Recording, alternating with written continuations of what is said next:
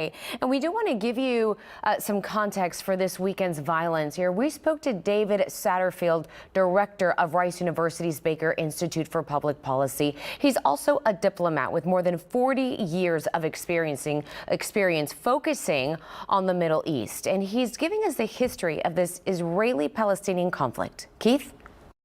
All right, a lot of people may not understand the history, may not know the history of this conflict between the Israelis and between the Palestinians. Can you walk us through where this started and take us to where we are now with this Palestinian-Israeli relationship?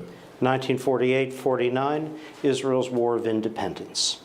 The Gaza Strip, that small part outside the Sinai Peninsula, right on the Mediterranean coast, winds up in Egyptian hands, outside the boundaries of the Israeli state. In 48, that's of course when Israel first became a nation. That's exactly right. 1967, the Six-Day War. Israel overruns the Sinai and the Gaza Strip, as well as the West Bank and the Golan Heights. So Gaza comes under Israeli control for the first time, June 67. Pivotal moment, 2005. 2005. Then Prime Minister Ariel Sharon makes the decision to unilaterally withdraw from Gaza, leave Gaza to its residents.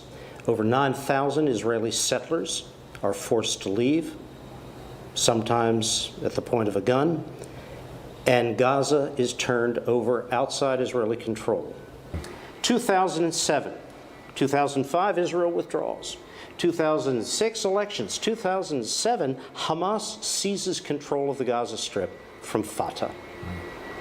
And from 2007 until today, Hamas has ruled, and only Hamas has ruled, in the Gaza Strip as an Islamic movement, Israel rejecting a peaceful negotiation to the conflict.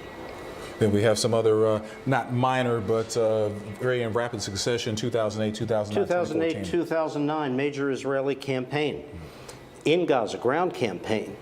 Gaza Strip is entered and divided into portions by the Israeli army to bring an end to Hamas violence directed from the Strip outside. 2014, another Israeli major operation against Gaza. And while we have now over here, in the years since, those 9 years, there have been multiple smaller Israeli operations against the Strip. But the general concept was Hamas would recognize, Israel believed, that its interests were served not by attacking outside the Strip, but by allowing the peaceful movement of workers from the Gaza Strip into Israel, and accepting financing primarily from Qatar, the state of Qatar, which would allow Hamas to be able to provide for the needs of its people. And this arrangement, this concept of operations, was what governed most of that period between 2014 and today. But then came the events of Saturday.